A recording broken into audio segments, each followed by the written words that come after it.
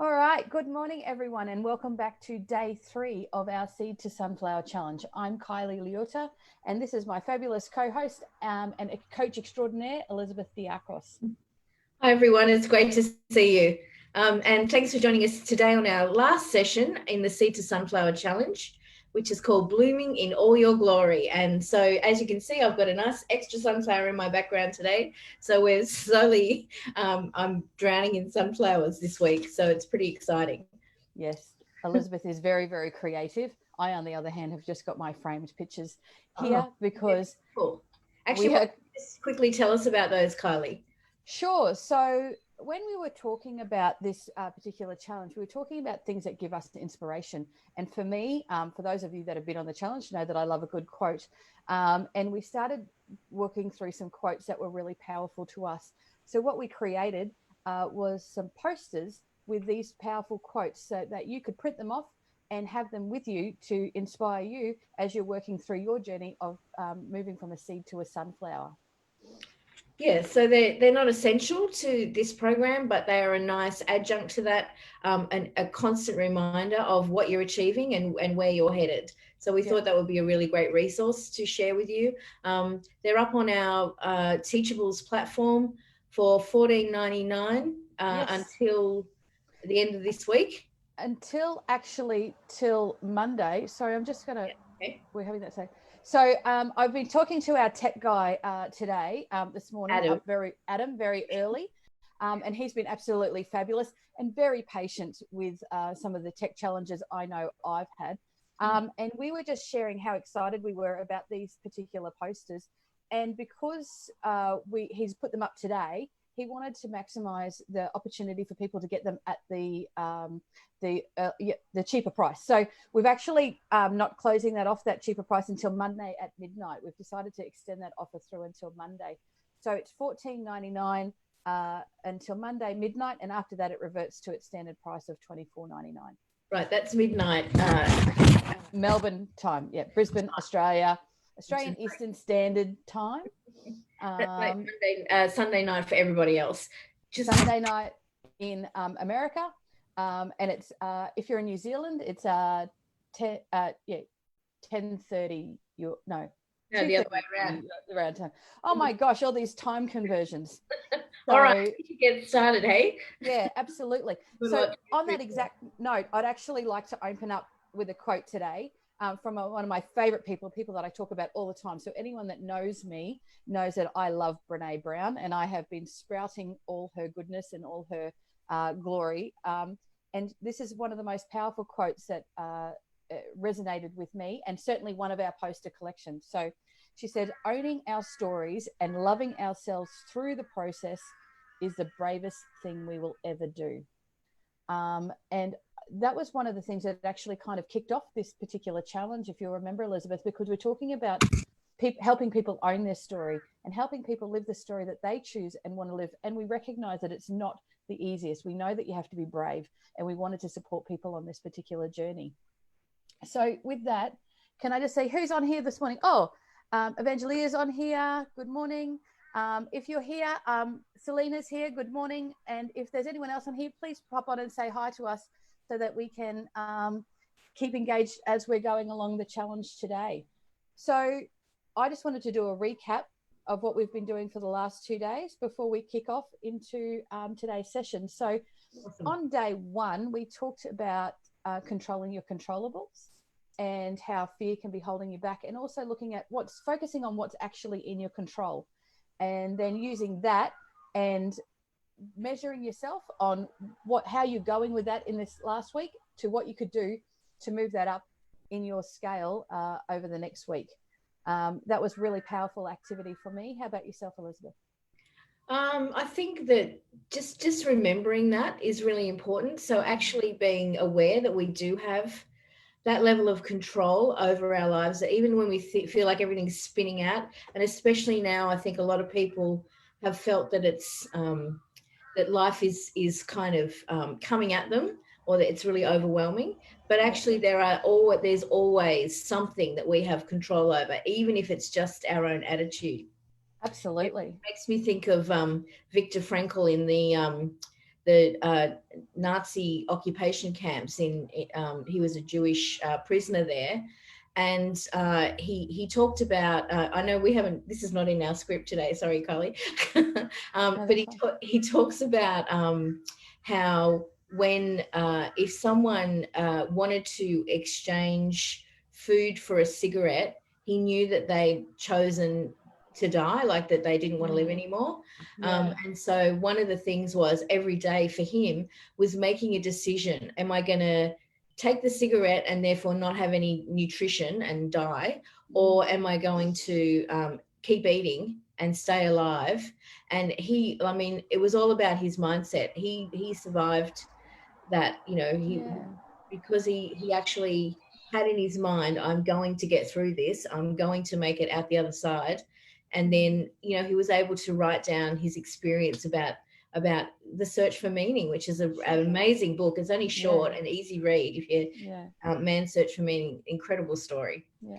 And I think I suppose that's what we're talking about really, is that in the world of chaos at the moment, sometimes we don't feel like we've actually got choices. We feel like they're taken away, but there's always something that you can make a choice of, and it is within your control.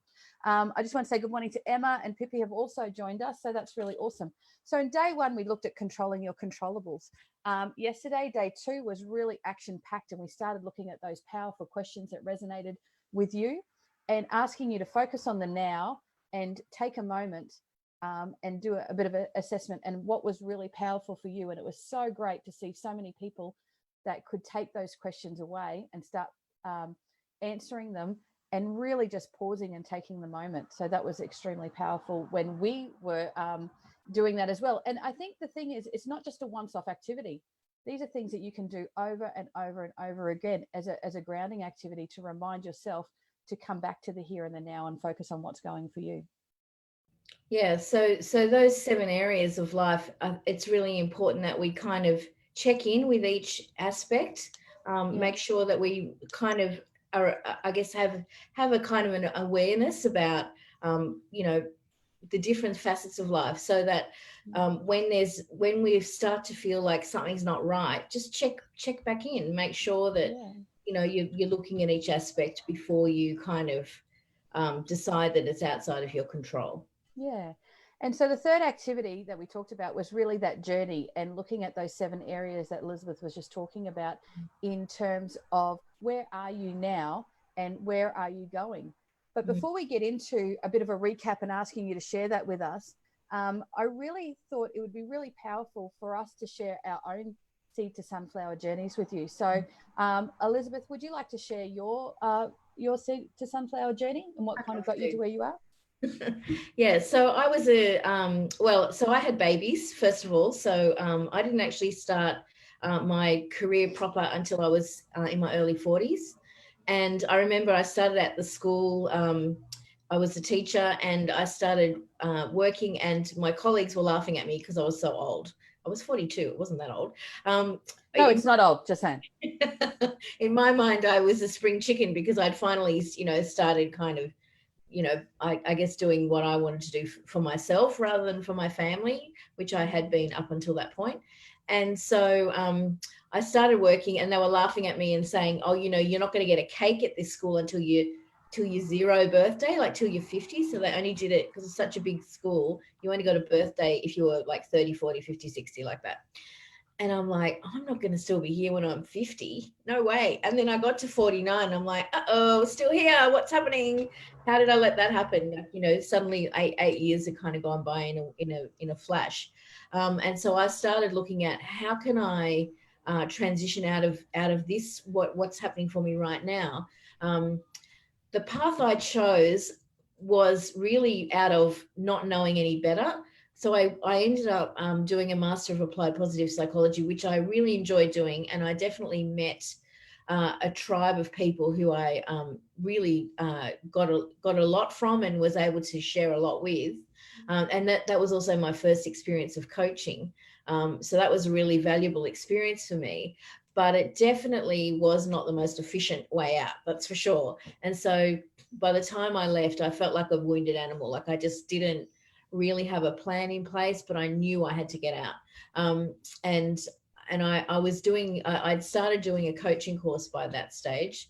And I had one of my colleagues from the course coming over one day, and she said to me, she said, well, look, you've been talking about getting out of teaching for ages. What are you going to do about it? And I'm like, she said, who do you need to talk to? Like, what do you need to do? And I said, well, I need to talk to my husband. And she said, well, when will you do that? And I'm like, I'll do it tomorrow. And then I didn't, because I didn't think he would be very thrilled about it, to be honest. Yeah.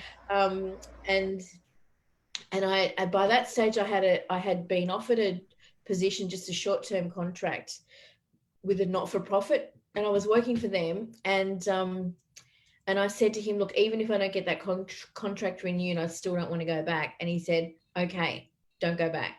And I'm like, I beg your pardon, or what now? And he said, I can see how miserable you are. Like, please stop whinging and go and do something different. And so I took him at his word, and I literally ran out. He was in the front room of the house. I ran out to the kitchen table, sat down, and wrote my resignation letter. So, and then I hand delivered it the next morning on my way to work at like 7 o'clock in the morning, because the boss used to get in there at the crack of dawn. She was one of your early risers, Kylee. And so, yeah, I handed in my resignation letter, and it was just like, the relief.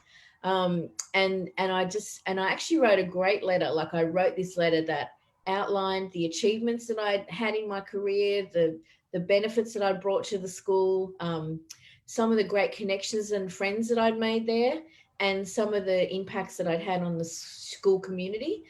So I left with this really great resignation letter that actually highlighted my career as a teacher. And so not only was it, for me, it was a really empowering experience. And then I was like, okay, now what do I do? And so I did a bit of an art project for a little while. I had my long service leave, which was like a payout, but it wasn't very big because I'd been part-time for some of that teaching career. And so when I sort of got to the end of that, I picked up some work at a university, blah, blah, blah, lots of little things along the way. And then someone said to me, why aren't you working with teachers? Because if you work with what you know and people that you understand, then that's going to be a whole lot easier to resonate with the people that you're working with. And so, yeah, that's what I do now. I help teachers get out of teaching. I absolutely love it, because teachers are very reflective people, and they're very, they want better. They want better for the world. And so it's like, it's a no-brainer. So for me anyway. So yeah, I've been loving doing that. Is that? Yeah, absolutely. So you've really shown how, you've explored lots of different pathways to get to your sunflower as well. So it wasn't just a straight journey from A to B. And I think that's the other part that's important, is sometimes when we don't get what we think we want the very first time, sometimes it's really easy to give up and go, oh, okay, well, no, that's not for me.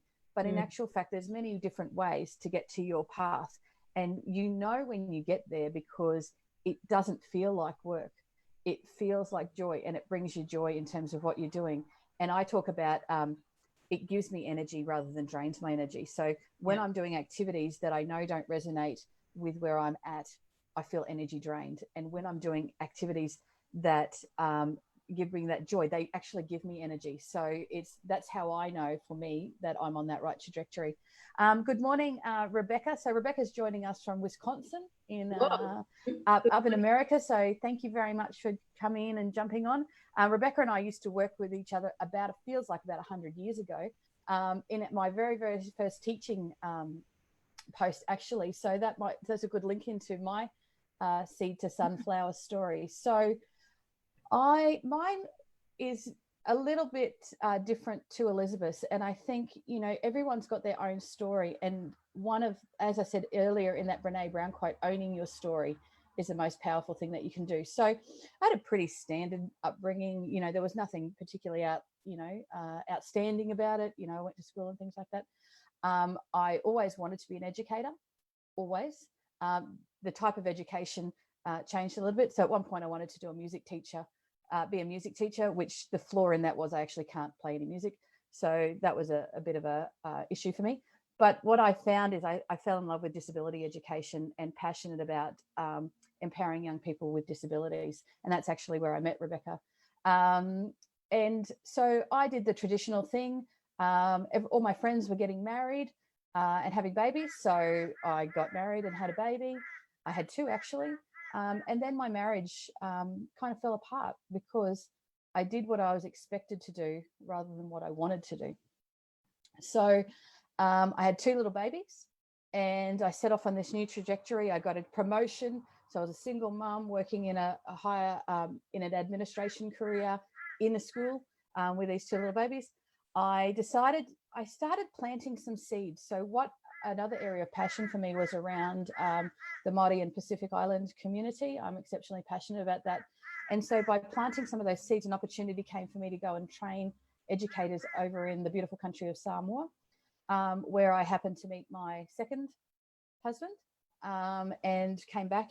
But then I fell back into that doing what was expected of me as opposed to what I wanted, and losing my own story along the way. So we got into that. A long story short, that didn't pan out very well for a whole variety of reasons, and that included some mental health, some domestic violence, and all of those kind of things. So that was a really, really hard journey. So I had to almost replant my seed after that journey. So now I'm a single mum with three children, replanting that seed. And what I recognized from both of those journeys was that I wasn't planting my own seed. I was planting everybody else's seeds. So I had to take that step back. And that activity that we did yesterday about where you are and where you want to go was actually one of the most powerful activities that I wanted to do, that changed my journey and my trajectory in terms of my sunflower journey. And I wanted to be this role model for my children. I wanted them to live a life that was full of passion. And in fact, I saw the other day, and it's one of our quotes from a lady by the name of Glennon Doyle from Untamed. And this is exactly what happened for me that launched my sunflower journey. She said, "My children do not need me to save them. My children need to watch me save myself." And that encapsulates how the sunflower came for me, because I recognized that even though I liked what I was doing, I didn't love it. But there were elements of my job that I loved doing. So I loved the coaching part of my roles in administration. I loved the empowering, not only of the children, but of the families that I worked with and of the staff that I worked with. That's the part of the job that brought me joy. That's the part of the job that gave me energy. So I started looking about how I could transition that into something that I could do to have energy all the time instead of only 20% of my day or 30% of my day or whatever that was. I wanted to do that 100% of my day. So then I led myself into a coaching course where I met you, Elizabeth, and our partnership and our conversations have also given me energy along the way that have continued to enable me to grow my sunflower and face towards the sun. So yeah, that was my seed to sunflower journey. Oh, thanks, Kylie. That's awesome. I haven't actually heard all of that story before, so it was really interesting for me to hear your journey as well. And I knew you were going to throw a quote in there. But that's my favorite one, and it's actually in that printables that you can buy. Isn't that the one right behind you? Oh no, it's not, is it? It's another one. So that was the one we talked about yesterday in the Darkest Day Stand Tall. But yeah, so for me, that seed to sunflower, watching my children don't need me to save them. They need to watch me save myself. Oh my gosh, that's exactly what it was. And I didn't have the words until I read that. I'm like, that's the thing that I was doing. So it's really important for me. So leading into that, we would love you to get in on this conversation and this challenge in this conversation in those 7 areas that we were exploring yesterday, and tell us what was the one area for you that kind of stuck out for you, that you might feel like there's a disconnect between where you currently are and where you actually want to be. So I know for me, the really hard conversation I first had to have was around my finances. And part of that was just having a conscious awareness rather than living out of fear and going, oh, I don't have any control of this situation. I don't have any control of this situation. Realizing that actually I did. And then having the hard conversation with myself. So that was it sounds a bit boring to have the finance money story, but it's actually really powerful. So I did a few different things because, like I said, in my journey, I was a single mum and I was relying on this child support that didn't always come. And I just went, you know what, I need to take control of what is controllable for me, and I need to flip that. So I redid my whole budget. there were some tears and there were some tantrums, but I redid my whole budget. So anything that I achieved or received out of child support was a bonus, not that I relied on. So that was one of the really powerful things, because for me, where I was living outside of, allowing somebody else to control my trajectory. And I wanted to change that to where I was in control. And that's been one of the biggest, most powerful things that I did in terms of that disconnect and getting myself back on track to where I want to go. Yeah. And I think that financial consideration is a really powerful thing that binds a lot of people to maybe a job they don't want, or a situation that they're not happy with. And they haven't really looked at what the possibilities are. So often I'll talk to people and I'll say to them, like, what's your bottom line? And they go, what do you mean? I'm like, well, how much money do you actually need to live off? Yeah. Whereas if I say, how much of a pay cut can you take? They go, oh, no, I can't. Yeah. Oh. But if I say, well, so say you're on, I don't know, let's go with 90,000 just to pull the number out of the air. And I'll say, could you take a 30,000 pay cut? They go, oh, no way. But then when they sit down and work out what they actually need to live off, often it's like they can say, oh, well, I actually could live off 50,000 if I really had to. And I'm like, well, that's a big difference, right? So just start thinking about, what do you actually need to function? And the other thing is that I know in the US, often your work is tied to health insurance. And so people stay for the health insurance. But I've talked to so many people who say, oh, it's that they could just pay for it themselves, which is about $300 a month for some people in some states, so not everywhere. But it's certainly worth looking at, because maybe that is actually the only thing holding you back. And if that's all it means, all it takes for you to take that jump, then having those financial discussions and actually getting a really clear picture of your own status can be really powerful and stop you feeling trapped too. Absolutely. And so I know that that feeling too. So health insurance was a big one for me. But what I go back to is, I never actually looked around. I just stayed where I was because it was familiar.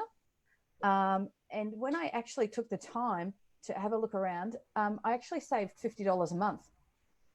So that was a automatic saving. So then that was helping me take control of my finances, which is helping me go, okay, well, I can actually accept less in my finance because I'm earning that. So we've got some comments already. So for Evangelia, finances and career for me. So there was a disconnect between her finances and career. And now she's talking about where she wants to be. And Emma also said career. And I think that's really powerful and we can both absolutely resonate with the feeling of where I want to be and is at an absolute disconnect of where I am. So was anyone else wanted to jump on and share what was their disconnect for them? Whilst we're waiting for people to jump on and share some more of that kind of stuff, I suppose the next step is, so part of it is where you are now and having that really open and honest conversation with yourself, where you want to be.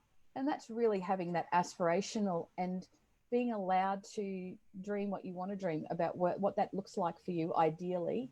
And then the next part of that is going, okay, well, what are some of the steps that you can do? So Evangelia and Emma, did you yesterday get to the point where you could identify any next steps that you could take in terms of that moving from that where you are now and that disconnect into where you want to go? For me, it was the little things. For me, it was actually giving myself permission that I could actually look at anything differently, because I was so locked into, there was only one income. My children were a priority for me. So I actually had to give myself permission to explore other options that were going to make sure that I still met all those things that were really important to me, being able to provide the finances for my children. I didn't have that backup income. So what could I do that could help me grow and build in that space? So that was really powerful for me, just giving myself permission to explore that. Yeah. And I think that is really so important, that you actually take that time to reflect on what you actually want, what your goals are, and then look at the reality, like where am I actually right now, and how close am I on a scale of 1 to 10 towards where I really want to be. And then explore the options, like what are the possibilities here, And then what am I going to do? Like, actually, what choices will I make? And sometimes the choice is to stay, because that might actually be the thing that's going to get you to where you want to be. But often it's about creating that just awareness around your actual situation, and if it is leading to where you actually want to be. Yeah. For me, it was, people often talk about that all or nothing. So I'm now in a position where I do a job 2 days a week rather than 5 days a week. And then I build my business on the side. So that was sort of something that kind of came out of an injury and an illness. But what the injury and illness was, the other light bulb for me, was the fact that I needed to do something that was manageable for me and that wasn't going to burn me out. So Evangelia has said, ultimately, I need to leave a job I've lost passion for and have been left feeling very resentful over. I think we can both resonate with that feeling. As a single mum of 2, I need to change careers and a job that will pay me my worth. Yeah. Absolutely. And I can so resonate with what that feels like. And then there's the balance, and for me, it was some guilt around, I was at a job where as I said, I was in an admin in a school environment, and I was leaving home at 6:30 in the morning and getting home at 6 o'clock at night, and then doing my parenting outside of that. And I didn't want to do that anymore. So for me, it was taking those so actionable steps to make sure that I could transition into a job where I could be a bit more flexible. I could go to a sports day. I could go to those events that were actually important to me. So that was really powerful. Yeah, I remember when I started. Actually, our son was at a school where they hired out the town hall in Melbourne, so it's like the big town hall, and had this amazing choir performance for the whole school. And they were in their houses, so you know how usually they're just for sport. They had like a choir playoff. And the first year I missed it because I was actually studying studying education. So I didn't go that year because I'm like, I can't miss a day of uni, can I? Of course not. And then the second year I missed it because I was in my first year at school. It was my first year of teaching. I actually ended up going when he was in year 12. So the last year he was at that school. I think he was at that school for 4 years. So I went in the last year. And I said to him, I wish you told me what an amazing day this is. Like, it was incredible. And I was so full of regret that I had prioritized the job each time for 3 years straight over this day, where I got to really just be blown away by what he was involved in, and just really celebrate that with him. And I still feel regret about that, because it was such an important thing, and it was such a fabulous thing. And I deprived both of us of that opportunity to share that with him. Yeah. And I think that permission stuff is that we're so in education in particular, and I'm sure there's people doing other roles and stuff like that, but this will resonate, is that we have this perception of the fact that we have to be this worker that does this, and to show our dedication and commitment. But we have to actually pause and go, well, my family is actually really important to me. So what can this look like? Can I take leave? Can I approach my boss? Can I actually take a leave without pay? Can I do a half day? Can I do all those things? And I think that goes back into controlling your controllables. In that moment, probably a couple of years ago, you felt like you didn't actually have a choice. But now, knowing what you know now, that Maya Angelou, when you know better, you do better. If you were presented with that same option again, you would go, oh, I actually have a few options. I can catch up with that uni afterwards. I can take half a day. I can do all of those things. So I think this is what this whole program about for me is about, sharing that information and sharing that to remind you that you actually do have these options. And when you have the knowledge, and when you grow that knowledge is power, is so true, that when you know that you can have these choices, that you can actually make them. Emma wrote, still looking at where I am now. So that's really powerful reflection. And Emma rewatched the video, but know that I'll need to be doing some learning. And I think that's important, because learning never ends. Well, certainly doesn't end for me anyway. I'm always looking at different ways of doing things better. And that's a process to being open to learning and looking at new ways of doing things, right?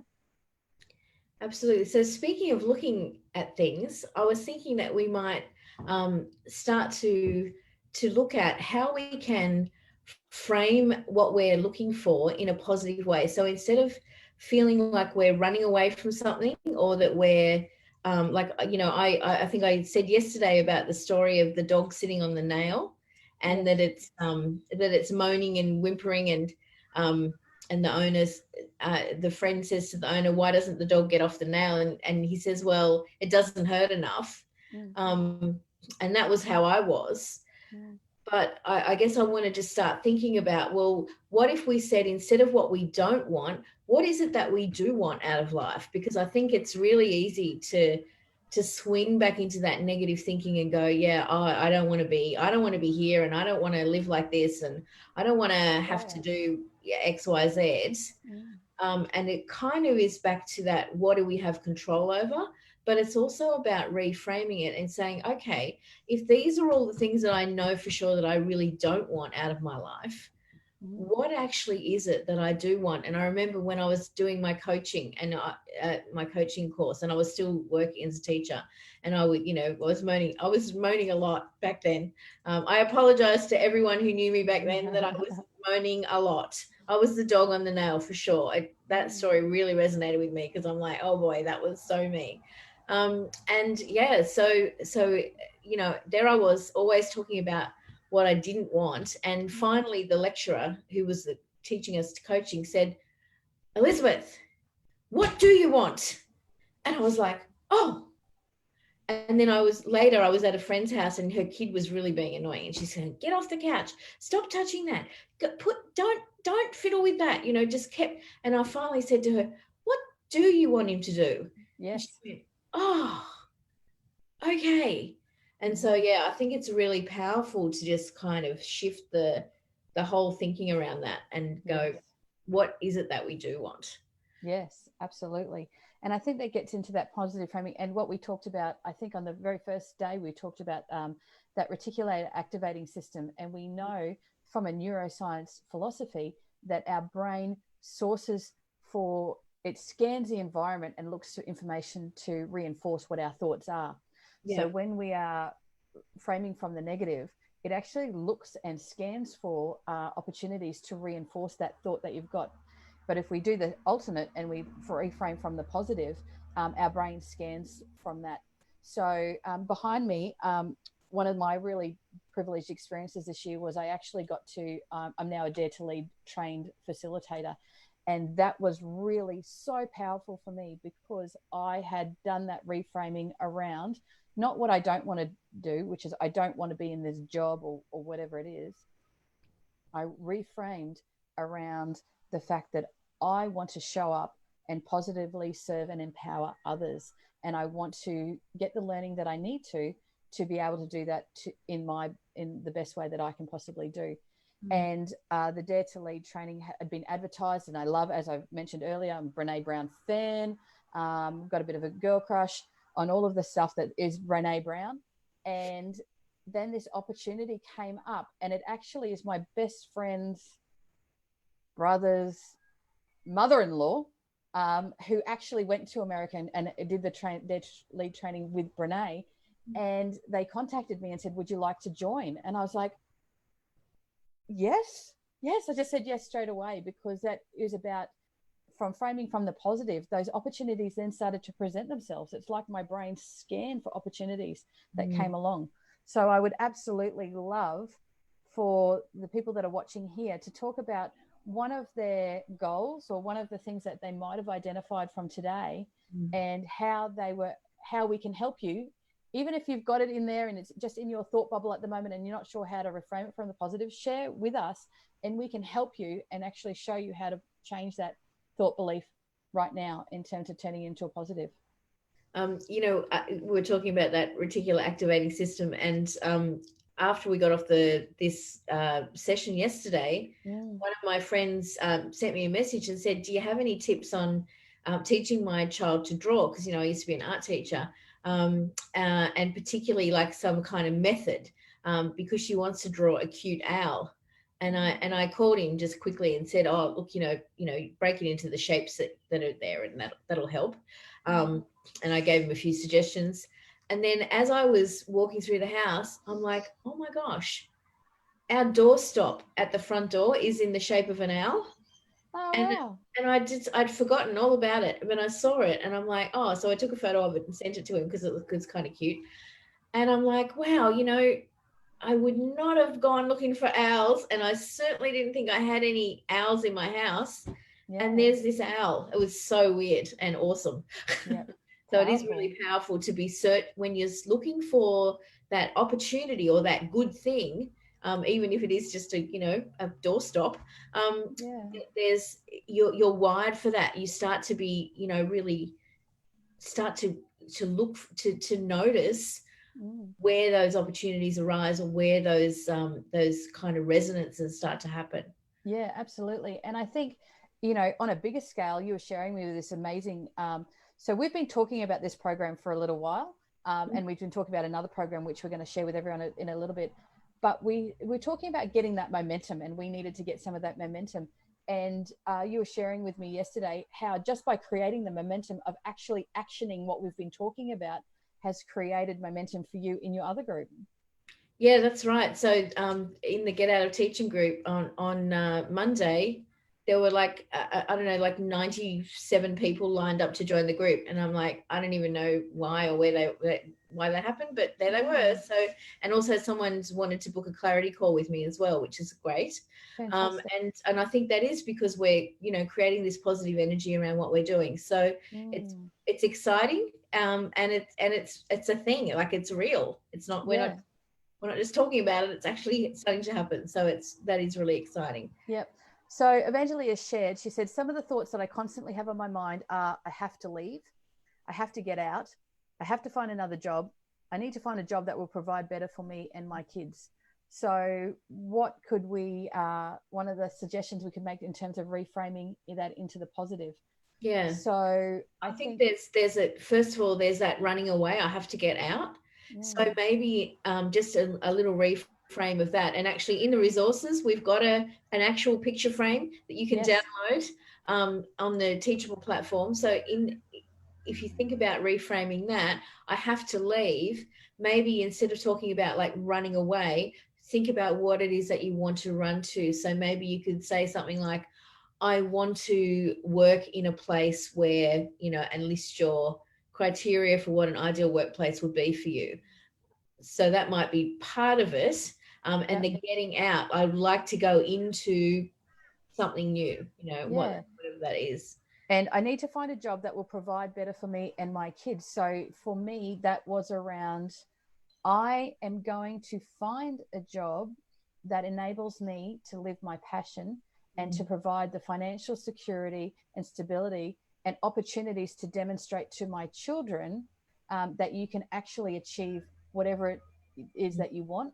And that when you are working from a job that gives you passion, then you are much happier and contented in your workplace. So for me, the reframe was around, same as Elizabeth, not needing to get out, but getting some clarity about what it is that I wanted. Why do I want this new job? Why is it important for me and my children? So some of that was time, some of that was financial security. So I'm going to find a job that's going to enable me to be financially secure as a single parent.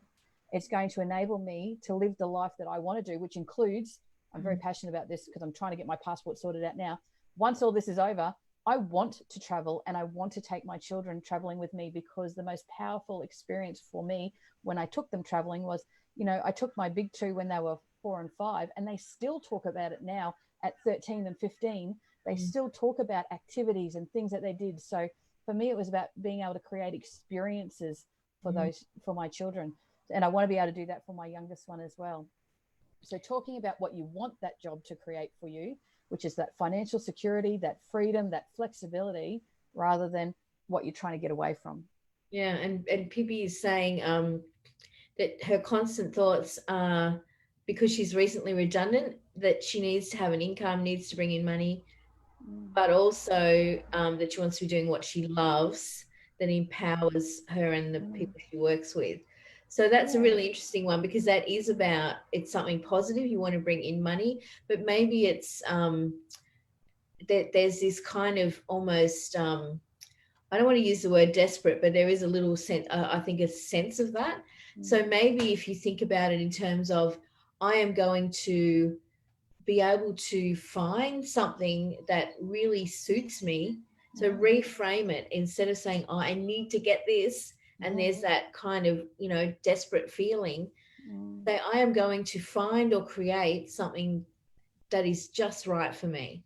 Yeah, So absolutely. it takes away that kind of being on the back foot.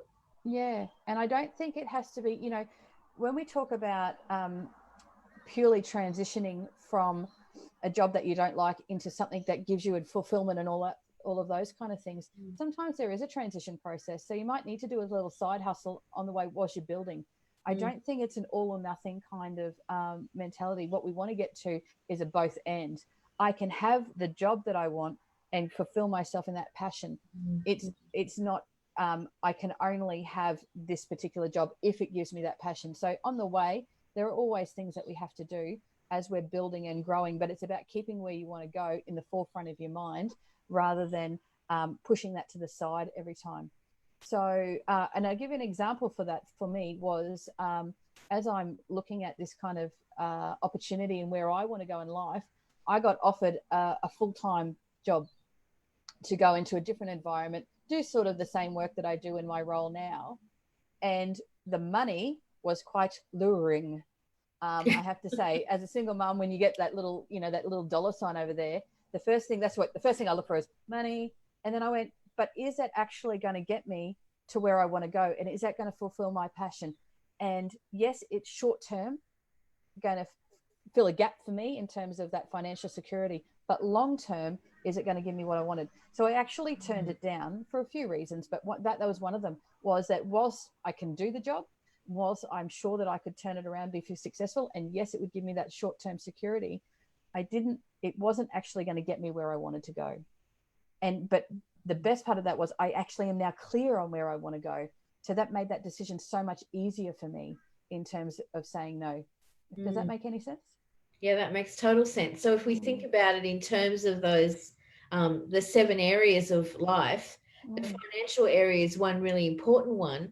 This was really more about, for you, there was more of I guess, a driver coming from, is this a step on that journey to where I actually want to be? Yeah, Am absolutely. I heading in the direction that I want to go? Even though this, financial thing is really important, it's serving my ultimate purpose.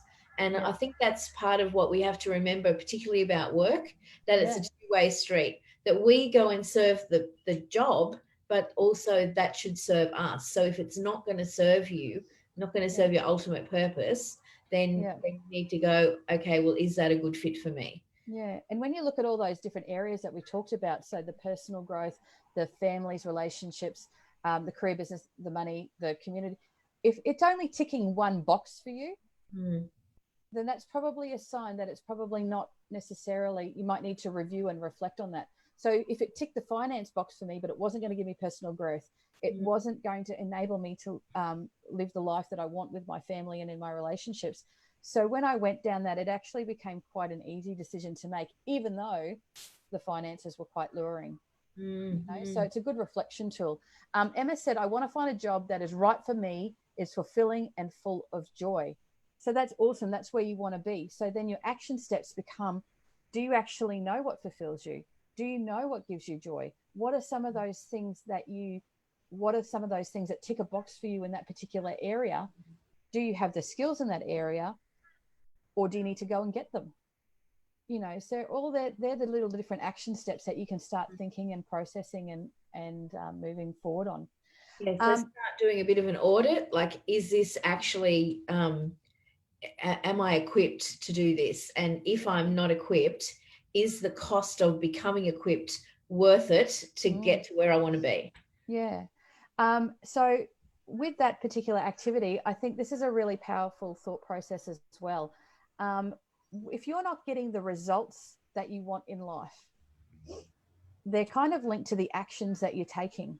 The actions that you're taking or not taking are really attached to the feelings that you've got, and those are driven by your thoughts.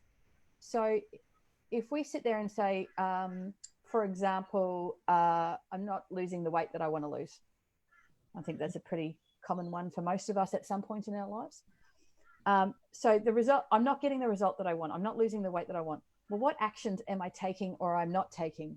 So probably shouldn't buy that chocolate bar that I had in the cupboard. What's driving those actions of actually saying, because there's a mismatch, right? There's a mismatch between what you're saying that you want and what you're actually doing to get there. So when we look back at the feelings around that, often it's a feeling of, well, I know in this particular environment, what's the point anyway? I can't do everything that I need to do, so I might as well not bother. And sometimes that's linked to a thought of perhaps I'm not worthy, or at the moment, well, who's going to see me anyway? So, you know, we're in ISO, so, you know, so it doesn't matter. But if you change your thoughts around when ISO is over and when we're allowed to get back into the environment, I want to feel good about myself. And when I get back into society, I want to feel positive and I want to feel energized and I want to feel engaged. Do I need that chocolate bar? No, I don't. So what are the actions I'm going to take to feel positive and engaged and energized? Because that's going to lead me to getting the result that I want. Yeah. I have a client in Tasmania, in Australia here, and she is a knitter.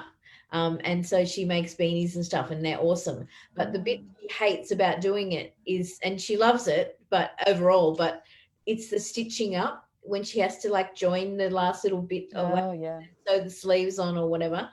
And so she leaves it. So she's got a whole tub full of almost finished projects that need that last little bit. And she said, I really have to be in the mood to do it.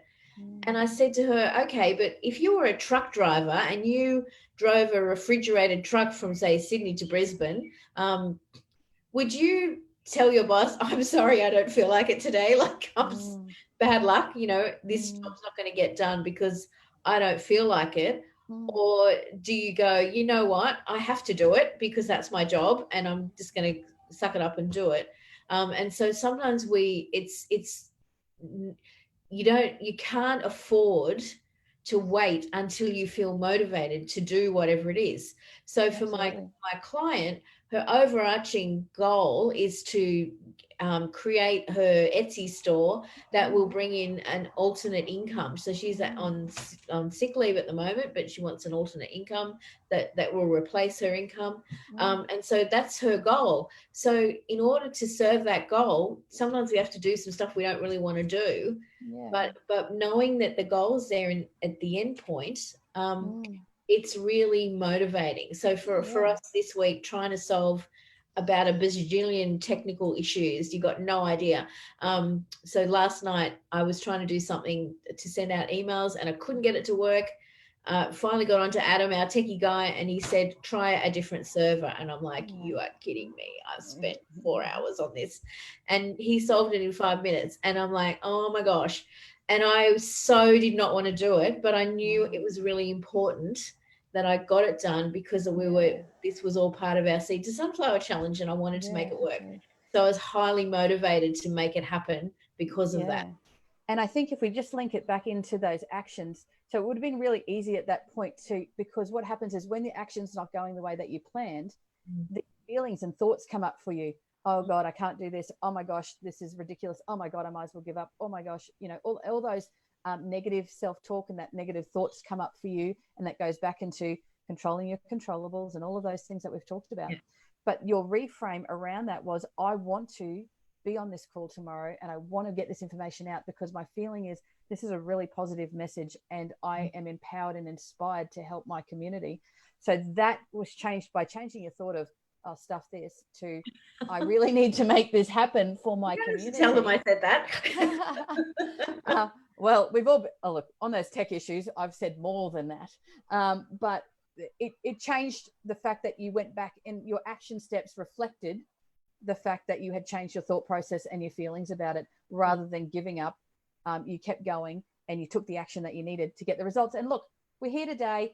It all worked out. Yay. And we've survived the 3-day challenge in spite of the fact that technology is clearly one of those things that's out of our control. Absolutely. So we probably need to tell everyone about what's next then. Yeah. What we've got in mind for the next the weeks to come. Yeah. So, this is not a finite game that we're talking about. This is not a just do it now and then put it away and put it in your cupboard and or put it in your drawer and don't look at it again. We Simon Sinek talks about the infinite game, and another one that Elizabeth and I are really so passionate about.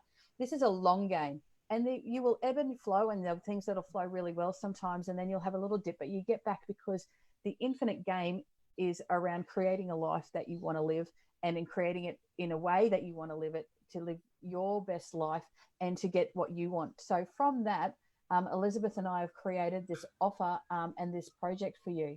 So Elizabeth, did you want to share a little bit more about that? Because I'm so excited. Yeah. Just on that infinite game, the idea of that is that we're all in this game of life, and we step in at some point, and we live it, and then we step out. Um, and so, like, metaphorically, and so part of what we can do while we're in the game is to actually think about what value and purpose do we bring to our game while we're in the long game, and how do we share that with the world, and how do we, and I know so many people who will resonate with this, that we want to make a difference. We want our life to have been worth something. We want it to have meaning. We want it to have purpose, and we want to look back on it, or we want at our funeral for people to look back on our life and say they actually achieved something, that it was valuable. And so part of that, that is, we've created the Legacy Project, which is a program where we actually take the time out, pull ourselves back out of our day to day, and reflect and honor that the possibilities that await us as part of creating a life of meaning and purpose that brings value to the long game and actually leaves a legacy for the future. And Puts a so, stamp on the future, right? yeah, putting a stamp on the future, but also leaving something like a continuance, something good for the generations to come. And I always think about there's a jam company in the UK. I can't remember the name of it, but they're like the providors to the Queen, and they've been around since Queen Victoria's time. And you think you wouldn't want to be the marmalade guy that wrecked that legacy, for the whole subsequent generations. So I kind of, I guess it's a bit like that, maybe something a bit loftier than jam, but I personally want to leave a legacy for my children, but more than that, for bigger than that. And so part of what I do is help people sculpt new lives. Just when I was an art teacher, there was that creative process. Now I want to make it a creative space in a different way. And I think that's partly what our Legacy Project is about. It's actually helping people to create a life that they don't need to escape from, but bigger than that, a life that has long-term effects, that ripple effects out into generations to come.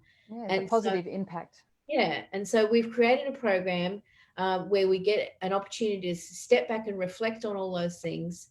And it's runs over, well, really 5 weeks. Oh, there we go. We've got the link coming up in the feed now. And do you want to just explain a little bit more about the structure of it, Kylie? Sure. So, and it's around, we know what we want our legacy to be, and we want to help you get clarity and craft your own legacy. So, and again, that comes back to knowing where you want to go, and then helping you work backwards into what those action steps that you need to take to help you get there. So it's a 5-week program. In that program, you also get some recordings from us where we've gone through some different topics around how to create that. And then we have 5 group calls once a week for the next 5 weeks to help you answer any questions, to engage and interact with us in that experience. And we've also got some more, because we've come from a teacher background, of course, we have teacher resources and some downloadables for you. that can help you hone and craft and get clarity on all of those kind of things. So, but what's really exciting is because you've joined us in the Seed to Sunflower Challenge, Elizabeth and I wanted to demonstrate how much we value the fact that you've given up your time to join us, the fact that you have trusted us to take you on this journey to help you go from seed to sunflower. And we wanted to express our gratitude and thanks by offering you an early bird special. So we've got two offerings. One's the Legacy Project, which is the 5-week program, which is the resources, the webinars, and the group coaching calls. And that is $347 US. But for any of you that have been involved in the Seed to Sunflower Challenge, we actually wanted to offer that to you at $297. The second part, which is a value add, is the VIP experience. So not only do you get what we talked about in the Legacy Project of the 5 weeks, the webinars, the group calls with us, but we've got a VIP package. And that is everything that you get from the Legacy Project, but then you get a one-to-one call around some financial coaching. You get a one-to-one call with Elizabeth, and you get a one-to-one call with me. And then I'm going to hand over to Elizabeth for the piece of resistance, because this is what I love talking. So, I love talking about the one-on-ones with us, but this was the icing on the cake for me. Yeah, so I take you talking about the holiday. Is that right? Oh, yes, I am. Yeah, so I've been able to, as part of this project, create a joint venture with another company called Send Handwritten.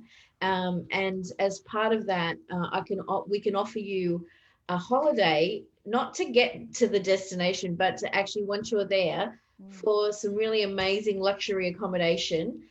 There's about 50 destinations around the world, and that's soon to become even more, and in some amazing places, because I think when you're at this point in your career, in your life, where you're feeling really stuck and lost and trapped and overwhelmed, it's really lovely to just go, I'm just going to shift my perspective, somewhere different, and see the world from another angle. And so we can offer you this amazing, it's incredible offer. I can hardly believe it myself, but it is true. And I've got a list of some amazing destinations, some in Australia, all around the world, Italy, when that ever gets back, the US, Hawaii, so some amazing possibilities. And as the situation changes, borders will start to open again. So it might be looking at somewhere within your own country. It might be somewhere looking within your own state if you're in America or Australia.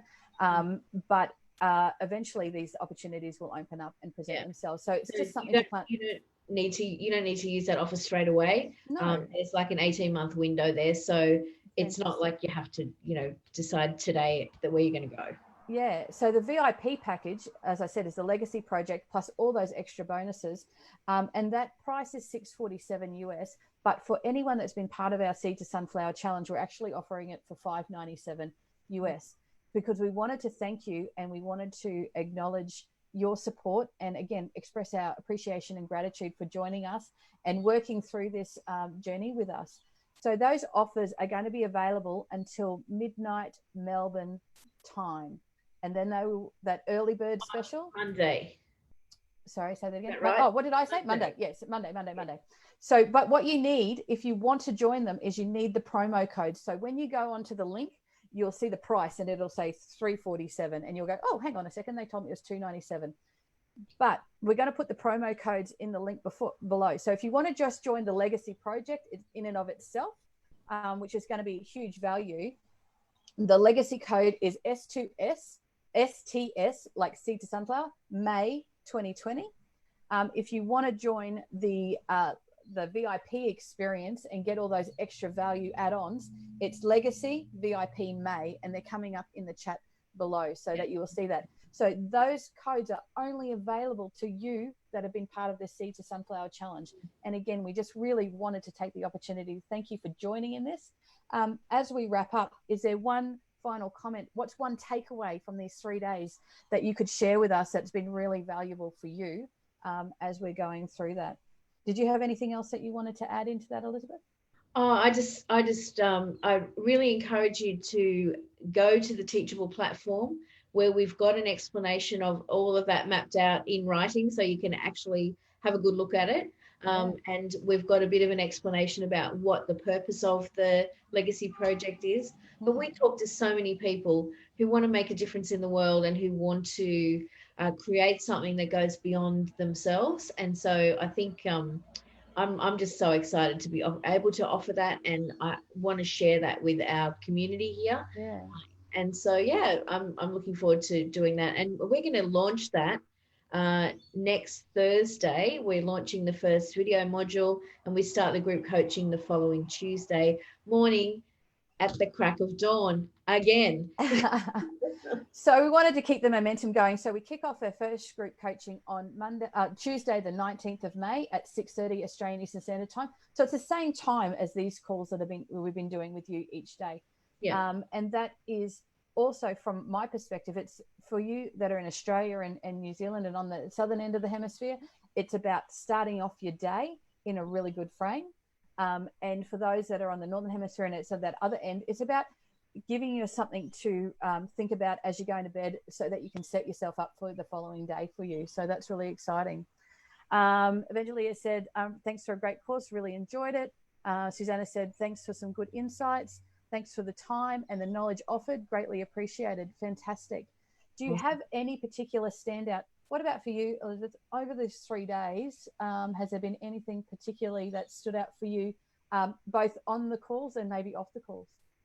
I think just one of the things for me is that resilience, like just showing up every day, being able to talk to our community and really engage. And Emma's saying, yeah, control your controllables. I think that's so one of the Some days it's my mantra. Some days it's my mantra.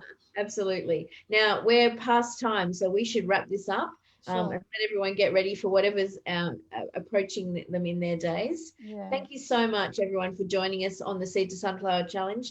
We hope you found value, and we look forward to engaging with you further in the Extraordinary Educators group. And also, we'd love you to join us on the Legacy Project. Absolutely. Thank you so much for your time. I'm Kylie Liotta, and this is Elizabeth Diakos signing off from our Seed to Sunflower Challenge. Thank you so much, guys. Bye.